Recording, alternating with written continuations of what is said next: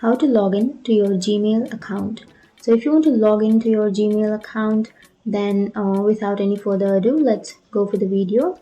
You can go for any browser that you're comfortable with. So I'll be here with Chrome browser. Now you can go for Gmail, which is on the upper right, or you can simply go for the search bar and search for gmail.com. And once you've done that, it will automatically take you to your Gmail page. So now what you can do is go for sign in, which is on the upper right. And now you can simply choose an account which is already saved on your PC or laptop. Or if you want to use another account, then you can go for use another account and enter your email or your phone number. But if you forgot your email, then you can go for forgot so that you can reset or recover it. But if you remember, then simply enter it and then click on next. Now you need to enter your password. So simply enter your password.